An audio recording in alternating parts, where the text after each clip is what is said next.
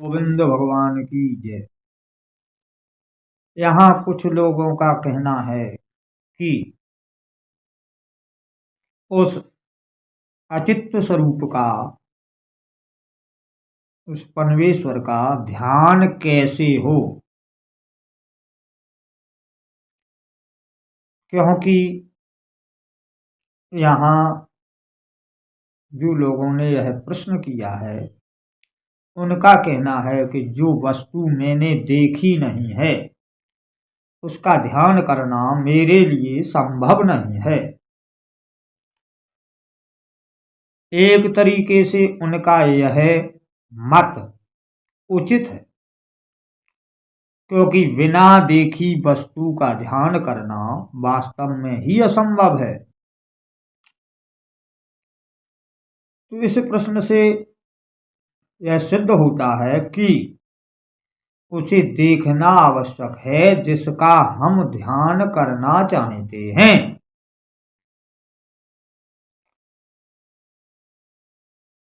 पर उसे देखा कैसे जाए, क्योंकि देखने के विषय में कई बातें यहाँ आई हैं। हे अर्जुन, जो मुझे तत्व से जानता है और तुम अपनी इन आँखों से, इन नेत्रों से, इन प्राकृतिक नेत्रों से, दृष्टि से तू मुझे नहीं देख सकता, तो दिव्य चक्षु देता हूं, ऐसा कहा और दिखाया। देखकर अर्जुन ने भगवान का ध्यान किया। रामायण में कहा है, जाने बिन ना होय प्रतीति, बिन प्रतीत होत नहीं प्रीति। जानने की बात वहां भी आई है। मम दर्शन फर परम अनूपा, जीव पाए निज सहज स्वरूपा। जब मेरा दर्शन होता है तो अमोघ होता है और उससे जीव अपने सहज स्वरूप को पा लेता है। यहां भी देखने की बात आई, गीता में भी देखने की बात आई। और जो लोगों ने यह प्रश्न किया है उनका प्रश्न भी यही है कि बिन देखे मैं उसका ध्यान कैसे करूं। तो देखने की जो बात आई है उसे कैसे देखा जाए। जिसने उसे देखा हो पहले उसे देखा जाए। जिसने उसे देखा, क्योंकि कहा गया है, जाने तुम्हें तुम्हें होए जाई। जिसने उसे देखा है वो उसी जैसा हो जाता है। तो उसे देखा जाए जिसने उसे देखा है। जैसे कागभूषण को देखकर गरुड़ जी का भ्रम पहले ही चला गया, क्योंकि उन्होंने उसे देखा था। और उन्हें देखकर गरुड़ जी का भ्रम जाता रहा। इसलिए जिसने उसे देखा है उसे देखकर ही मेरा यह भ्रम जा सकता है कि उस हरि को किस प्रकार देखा जाए। रामकृष्ण परमहंसा स्वामी विवेकानंद ने भी यही प्रश्न किया था कि वह ब्रह्म कैसा है, वह ईश्वर कैसा है, क्या आपने देखा है। बड़ी बुलंद भाषा में जवाब दिया था, हाँ मैंने देखा है। तो देखने वाले को देखकर स्वामी विवेकानंद को बड़ा हर्ष हुआ कि चलो कम से कम एक व्यक्ति ने यह आवाज दी कि मैंने उसे देखा है।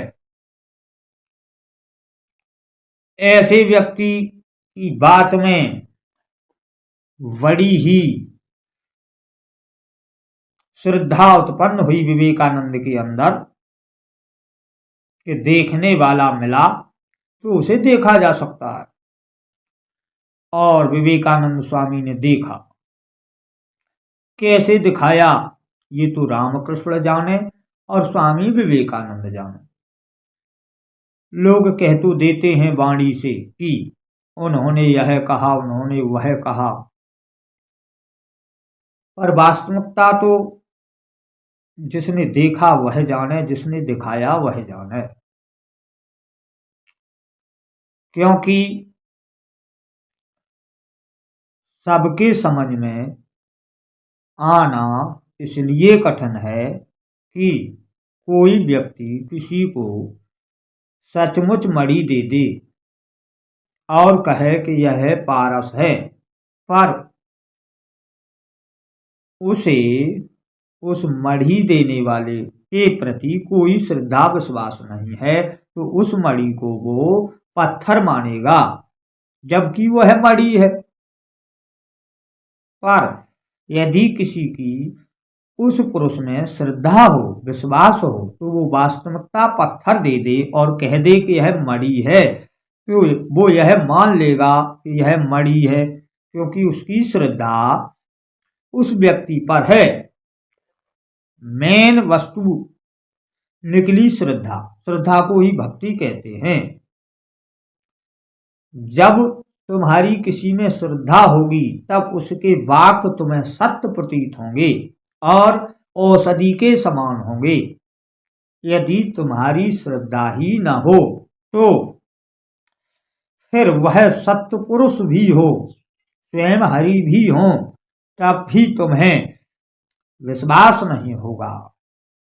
जैसे भगवान पहले अर्जुन को बहका रहे हैं, तुम उस परमात्मा की शरण में जाओ, तत्वदर्शियों की शरण में जाओ, क्योंकि भगवान देख रहे हैं कि अभी अर्जुन को मेरे में पूर्णता श्रद्धा नहीं है, मुझसे विलग भाग रहा है, तो भगवान उसे भगा रहे हैं। लेकिन लास्ट में 18वें अध्याय में जब समझ लिया कि अर्जुन की श्रद्धा मुझ में है, तो कहा मम शरणम, मेरी शरण में आ जा। श्रद्धा के अनुसार ही भगवान ने अर्जुन को मोड़ा। तो श्रद्धा के अनुसार ही व्यक्ति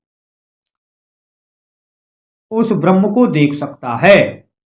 पहले अपनी श्रद्धा लगाइए, देखिए समस्त विद्वानों को, समस्त वक्ताओं को, उनमें से जो वक्ता, जो महापुरुष तुम्हें अच्छी तरीके से जम जाए, जिसमें तुम्हारी अच्छी तरीके से श्रद्धा हो जाए, उसके सन्मुख जाकर अपने अंदर के समस्त संशयों का वर्णन कीजिए। जैसे राम ने वशिष्ठ के सामने जाकर अपने समस्त संशयों का वर्णन किया, वशिष्ठ मौन होकर सुनते रहे जब तक राम बोलते रहे। जब राम ने बोलना बंद किया तब फिर वशिष्ठ बोले, फिर राम मौन होकर सुनते रहे। क्योंकि जब तक तुम अपने संपूर्ण संशयों को नहीं कहोगे या कोई महापुरुष नहीं सुनेगा, तब तक आपके प्रश्नों का उत्तर वो कैसे देगा। वो किसी और कथा को कहेगा, आपकी कोई और कथा है, आपकी व्यथा और उसकी कथा में कोई मेल नहीं है। इसलिए आपकी व्यथा और वक्ता की कथा एक हो, तब उस ब्रह्म को देखा जा सकता है। इसलिए किसी महापुरुष का चुनाव कीजिए, उसमें श्रद्धा लगाकर अपनी व्यथा को कहिए, जो अपने अंदर चल रहा है, जो अपन जानते हैं, उसी का वर्णन कीजिए, जिससे वह भली भांति यह समझ सके कि तुम्हारा वास्तविकता रूप इस टाइम कौन सा है। तब वो अपने स्वरूप को वर्णन कर सके, जिससे, इसी को दिव्य दृष्टि कहते हैं, जिससे तुम उस सच्चिदानंद घन का दर्शन कर सको। बोलिए गोविंद भगवान की जय। जय जय श्री